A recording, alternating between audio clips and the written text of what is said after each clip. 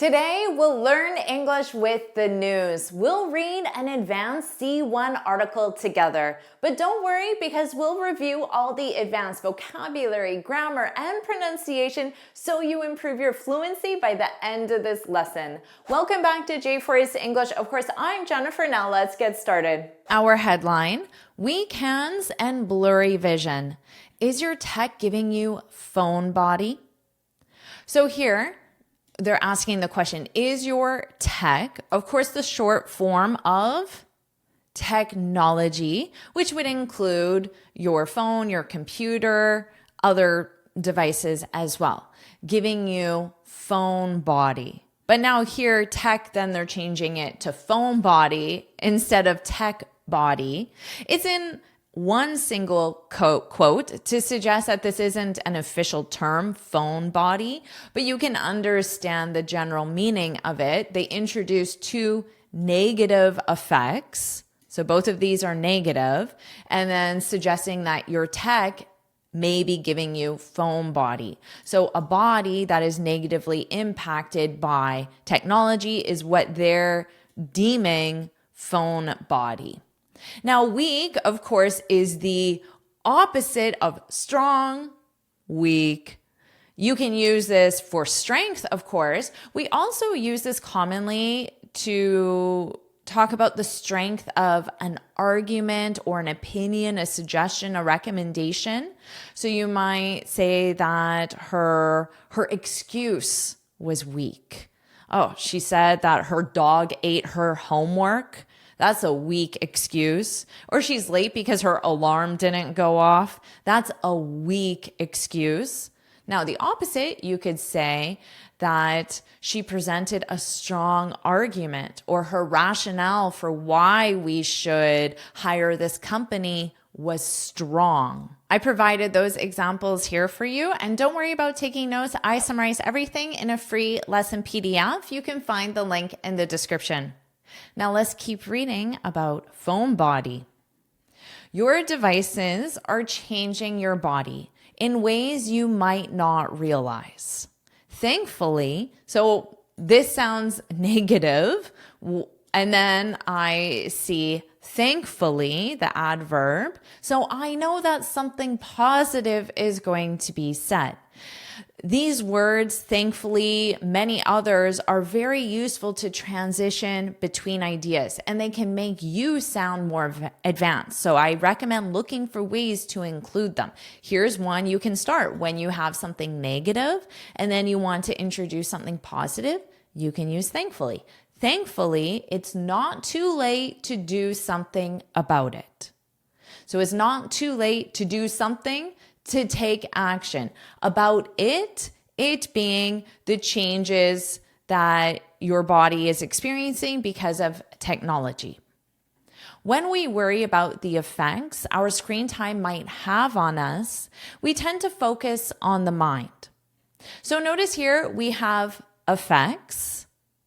And then previously I wrote a body that has been negatively affected by technology. So affect, spelling with an A, this is a verb, affect, to affect. Here, affect with an E, this is a noun.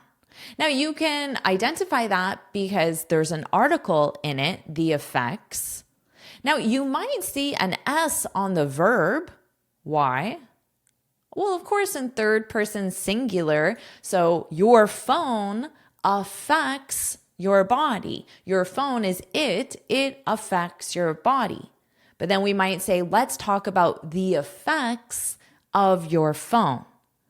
So you can use the noun and the verb potentially with the same idea, but just grammatically they're different, so it changes how you structure that idea. I wrote those examples with the verb and the noun. Let's move on to tend to. We tend to focus on the mind. The verb is tend. That's what you conjugate. Here it's in the present simple. And then you use the infinitive. So it's a regular sentence structure. We tend to focus on the mind. This means we usually or generally do that thing. So in this case, that thing is focus on the mind. If you say we always focus on the mind, that sounds like 100% of the time. So usually, generally would be the replacement to tend.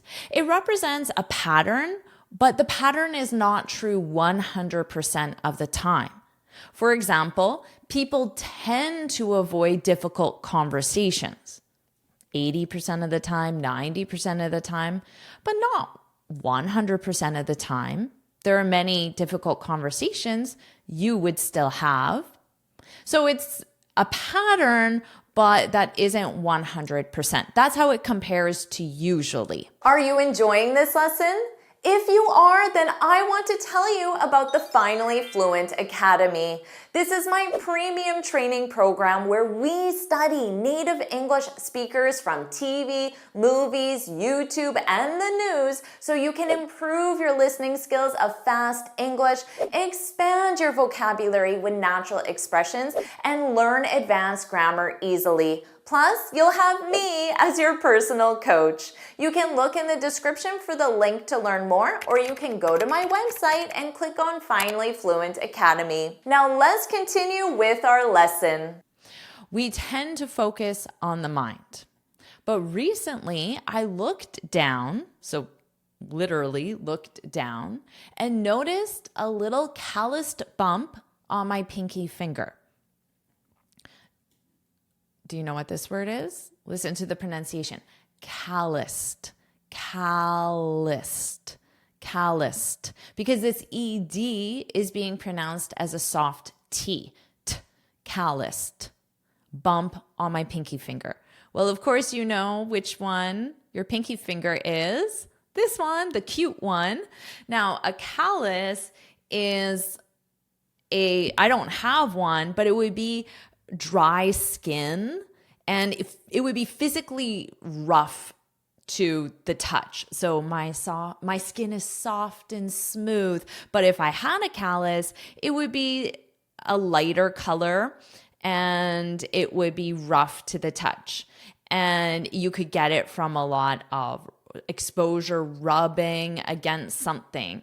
So I guess that's what she got or he got because of technology. So a little callus bump on my pinky finger.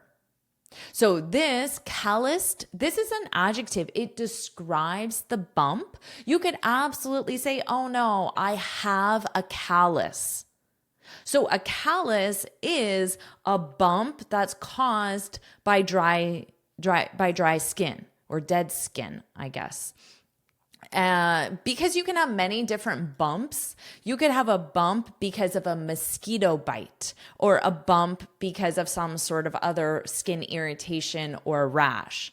Or you could have a bump because it's a callus. So you can use a callus, or less likely you could say a calloused bump, but that wouldn't be common. You could just say a little callus, no ED, because this is the noun, a little callus on my pinky finger.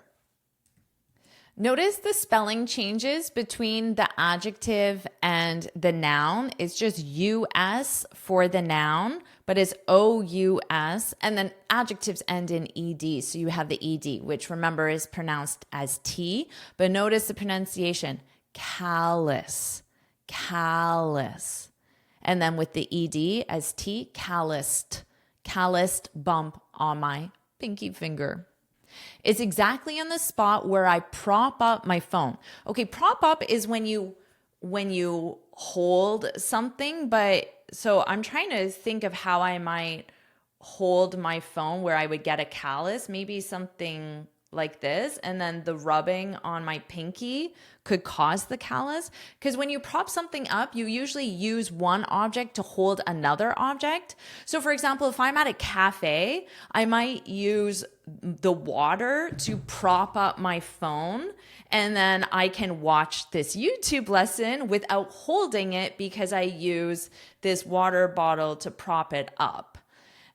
So that's why they use prop up and not just hold up, although that is essentially what you're doing, is exactly on the spot, location spot, where I prop up my phone. it got me thinking. It got me thinking. So it being this situation, the fact that I use my pinky to prop up my phone and then I got a callus, that caused me to think.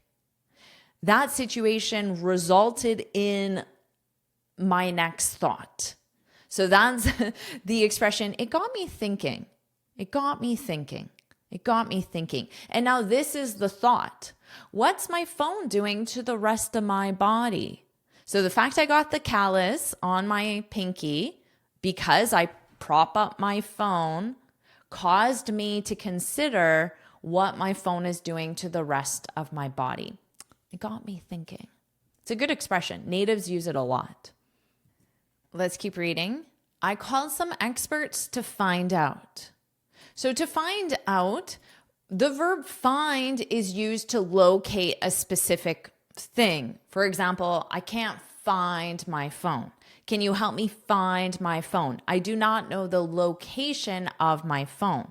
Find out is used to discover information. I need to find out how I can get rid of this callus on my pinky finger. So here, because the person is looking for information, not something physical, the correct choice is find out, not find. To find out. And what is this person trying to find out? This last thought. What's my phone doing to the rest of my body? So the effects of his or her phone. That's what the person is trying to find out. The answer, maybe you saw this coming, is not encouraging. If the answer is encouraging, it means positive.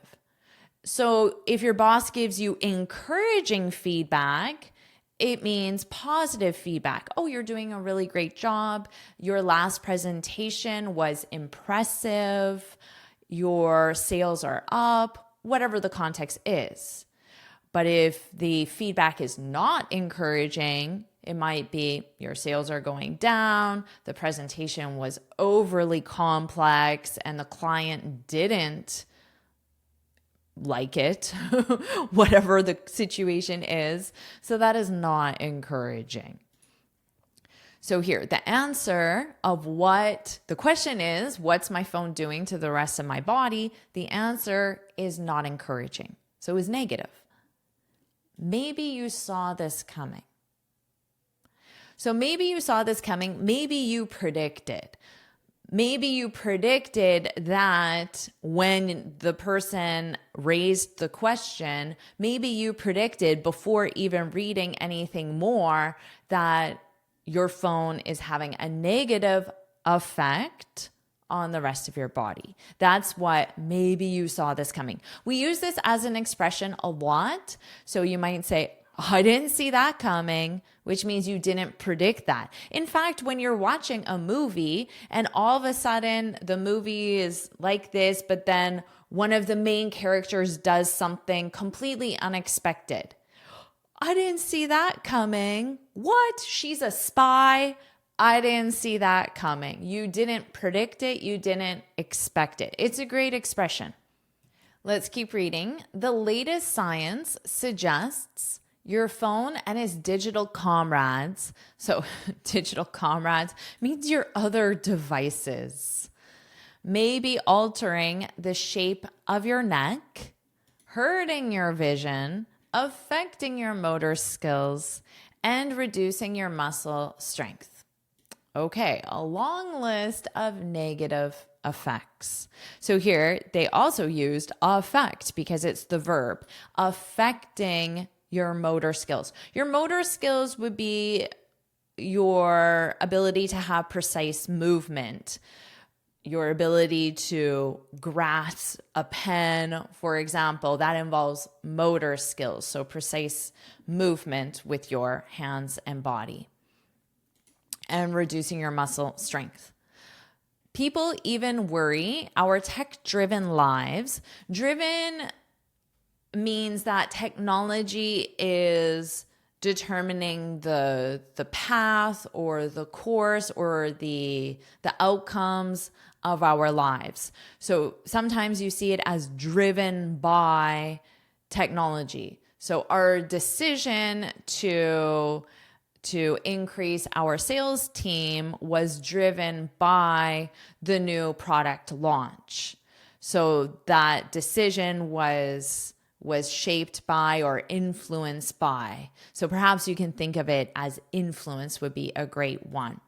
Our tech-driven lives are causing more wrinkles. Oh, people even worry our tech-driven lives are causing more wrinkles. Oh no, the lines on your face, those are wrinkles.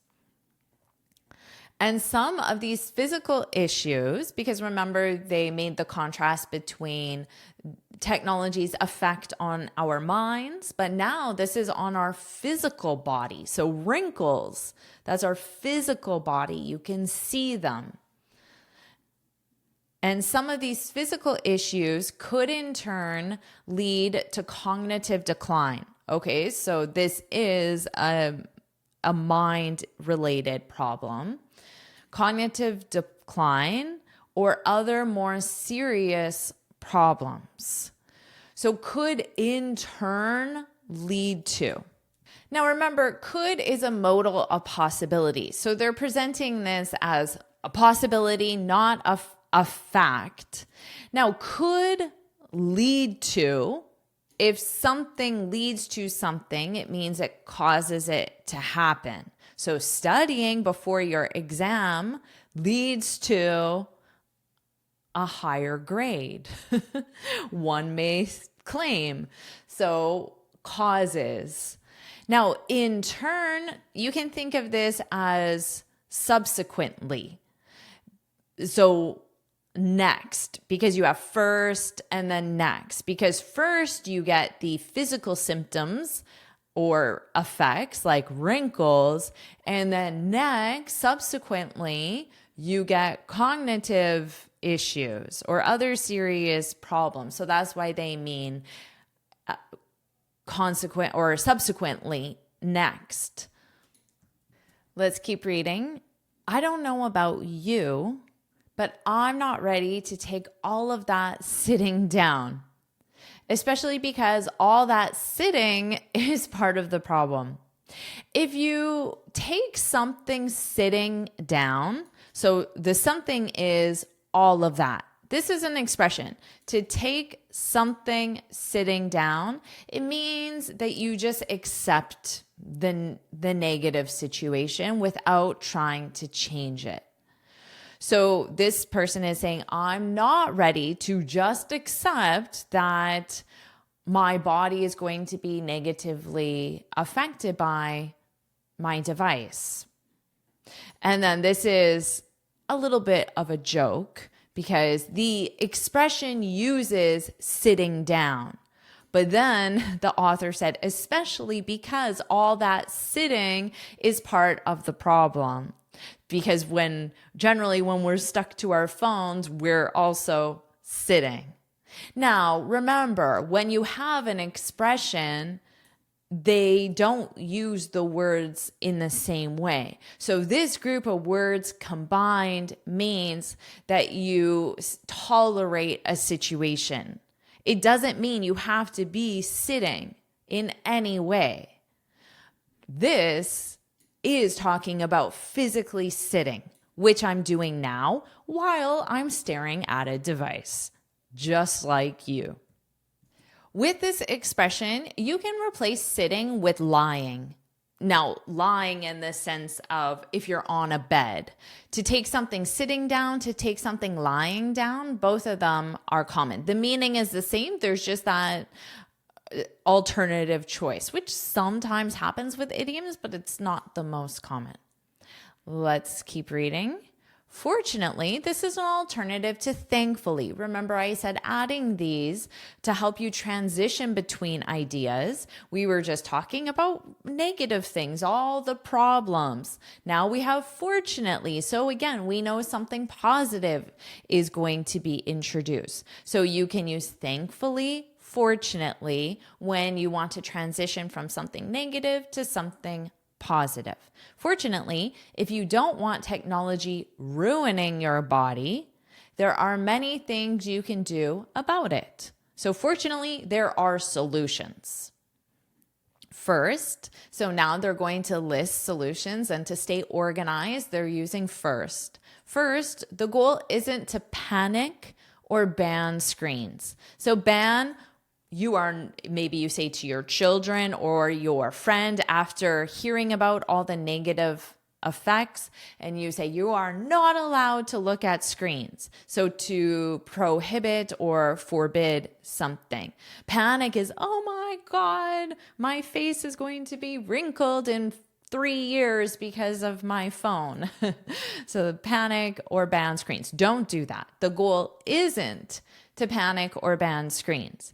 Instead is when you have an alternative. Instead, consciously introduce hands-on activities in your daily life.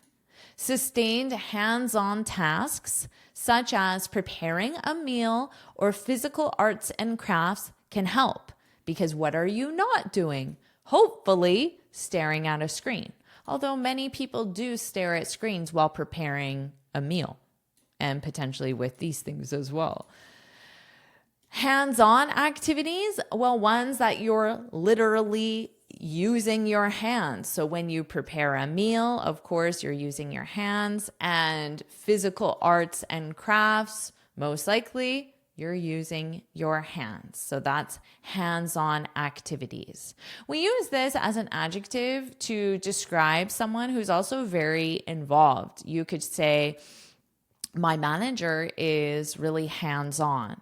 So my manager is very involved in the day-to-day work, the projects, the progress. My manager is really hands-on. Or you might say, I want to be a very hands-on parent. You want to be very involved. Of course, you will always, as a parent, you will always be involved in your child's life, obviously. But hands-on means that you want to be more involved than the normal amount of involvement. So maybe you volunteer at your kid's school, or you do other things beyond what is normally required to be involved in your children's lives. Or maybe you tell a coworker you need to be more hands-on until the new employees are fully trained. So you just expect the employees to do the work, but you need to be more hands-on. You need to be involved. You need to be working with them, monitoring them, there to offer support and guidance. You need to be more hands-on. So we also use this as a recommendation. You need to be more hands-on, more involved. We already read that. Sustained hands-on tasks such as preparing a meal or physical arts and crafts can help. So here, such as, and then you can introduce options. So here, because we have a verb, the verb is in ing form because as is a preposition, such as, and then you could just have a noun such as arts and crafts, such as meal prep, meal preparation, meal prep. So you could write the sentence in a way that uses nouns, but when you have a verb, it must be your verb in ing following such as.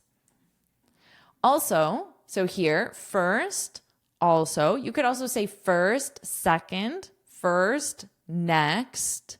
There are different ways you can transition. For also to help with blurry vision. So right now, if these letters are not very clear, you would say your vision is blurry, or I have blurry vision. Maybe you're just tired at the end of the day. Maybe you need glasses or stronger prescription for your current glasses. To help with blurry vision, one easy solution is to spend more time outside, as bright natural light stimulates a release of dopamine from the retina. So the retina, that is the black dot, and dopamine is a a chemical. So stimulates causes a release. So light, exposure to sunlight causes this chemical in your retina to release. So that stimulates the release of dopamine from the retina. Notice how I pronounce this with a very flap T. That's how we say it in natural spoken English with an American accent, retina. I even am pretty unstressed with this vowel. It almost sounds like two vowels, retina. If I want to sound more emphasized, retina, I can do a schwa, retina, retina, retina, retina, retina, retina. But it's very unstressed pronunciation. It's not just good for your eyes. So this release of dopamine, it's not just good for your eyes. It can also help you sleep better. So there are two positive effects from this. It's not just good for your eyes. It can also help you sleep better. So win-win. Win-win is when there are two positives. You can say win-win. Let's go back to here. One easy solution is to spend more time outside. There's a very common word, which is outdoors. And I just wanted you to notice that this word always has the S on it. So you wouldn't say outdoor. You would say outdoors. Spend time outdoors, which means outside. But you wouldn't say outsides with an S. So just know that both of these are very common, but one, outside, no S. One, with door, with S. Maybe as a way to remember this, you can think, well, there are two O's, so two plural, so add the S. Maybe that can help you. Think of your own way to memorize why outdoors has an S, but outside doesn't. So that would be my first thing. I would see these two, and it would remind me that two is plural, add an S. More time outdoors, more time outside. And just to confuse you and give you a third, you could also say in nature, but that's not an alternative because in the middle of a city, you wouldn't necessarily be in nature. So when you walk outside your condo in downtown Manhattan or any central city, you're not in nature, most likely. So that is not an alternative to outside or outdoors, but it is a common expression that we use. If you're reading this on a phone, are you? If you're reading this on a phone, chances are you're tilting your head to look down at it being the phone. So to tilt, you could tilt it like this, like this, like this, like this. So tilt is a small movement. Okay, so when I'm getting my haircut, the hairdresser would tell me to tilt my head down, things like that. So here, you're tilting your head to look down. That makes sense. One simple change you can start right now. So if you're on your phone, you can do this right now, is to lift your phone up higher. So instead of having your phone down here and your head is tilted to look at your phone, have it like this. Now, why don't we do this? Because do this for 3 minutes and your arm is going to get very sore, which is why you don't see people sitting at a bus stop or anywhere and doing this with their phone most of the time, because after a while, your arm will get sore. But you could start doing that. One simple change you can start right now is to lift your phone up higher. And notice this additional preposition, because you look down. Right now I'm looking down, But I could also say I'm looking down at something else. I could just be looking down, and then someone would ask me, what are you looking at? Because you look at something. So I'm looking down at something. That's why it uses the preposition at, because you look at something. And then you can look up at something. Oh, well, look up at those beautiful stars in the sky when you're in nature at night to see the stars. And remember I said if your arm gets sore from holding your phone up, well, maybe that's why you need to, remember the phrasal verb that we learned? You need to prop up your phone so you can support your phone without your hands. Use something else to prop up your phone, and then you don't have to tilt your neck.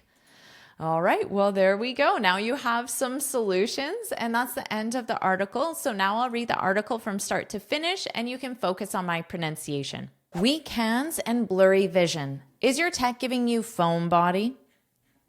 Your devices are changing your body in ways you might not realize. Thankfully, it's not too late to do something about it. When we worry about the effects our screen time might have on us, we tend to focus on the mind. But recently, I looked down and noticed a little calloused bump on my pinky finger. It's exactly on the spot where I prop up my phone. It got me thinking, what's my phone doing to the rest of my body? I called some experts to find out. The answer, maybe you saw this coming, is not encouraging. The latest science suggests your phone and its digital comrades may be altering the shape of your neck, hurting your vision, affecting your motor skills, and reducing your muscle strength. People even worry our tech-driven lives are causing more wrinkles. And some of these physical issues could in turn lead to cognitive decline or other more serious problems. I don't know about you, but I'm not ready to take all of that sitting down, especially because all that sitting is part of the problem. Fortunately, if you don't want technology ruining your body, there are many things you can do about it. First, the goal isn't to panic or ban screens. Instead, consciously introduce hands-on activities in your daily life. Sustained hands-on tasks such as preparing a meal or physical arts and crafts can help. Also, to help with blurry vision, one easy solution is to spend more time outside, as bright natural light stimulates a release of dopamine from the retina. It's not just good for your eyes, it can also help you sleep better. If you're reading this on a phone, chances are you're tilting your head to look down at it. One simple change you can start right now is to lift your phone up higher. Amazing job with this lesson. Do you want to keep learning English with the news? If you do, put yes, yes, yes, yes, yes, yes, put yes, yes, yes in the comments below. And of course, make sure you like this lesson, share it with your friends, and subscribe so you're notified every time I post a new lesson. And you can get this free speaking guide where I share 6 tips on how to speak English fluently and confidently. You can click here to download it or look for the link in the description. And here's another lesson I know you'll love. Watch it now.